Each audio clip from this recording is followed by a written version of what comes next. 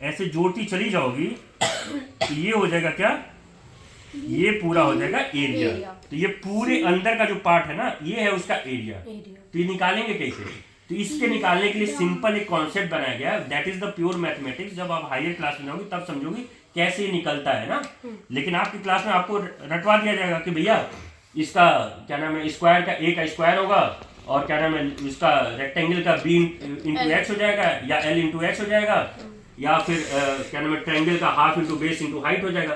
But basically क्या है, एक सिंपल कॉन्सेप्ट रखो कि 4 फिगर का एरिया बेसिकली क्या होता है, लेंथ इंटू ब्रेथ या लेंथ इंटू हाइट। मतलब कैसे आप सिंगल एक पॉइंट लो, एक पॉइंट को जोड़ती जाओगी, हर जगह से जोड़ोगी, तो इधर को ये भी जोड़ोगी, ये भी जोड़ोगी। तो इसीलिए इसका जब समीशन करते हैं तो वो आता है बेसिकली लेंथ इंटू हाइट। ठीक है, अब ये चेंज कैसे हो जाता है? अब आओ स्क्वायर के केस में। स्क्वायर के केस में लेंथ भी हाइट के इक्वल है, मतलब 4 साइड है। लेंथ भी क्या है, ए, और हाइट भी क्या है, ए।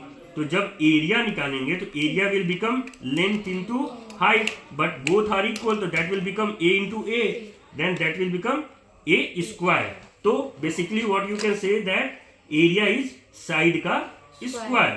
कोई एक साइड हमको पता है तो हम स्क्वायर का एरिया बहुत इजीली निकाल सकते हैं कि आप उसको स्क्वायर कर दो। अगर साइड की लेंथ 4 सेंटीमीटर है तो area will become 4 centimetre square, नहीं 16 सेंटीमीटर 16 सेंटीमीटर स्क्वायर। तो एक चीज और क्लियर हो गया कि स्क्वायर की यूनिट क्या होगी, सॉरी एरिया की यूनिट क्या होगी, स्क्वायर।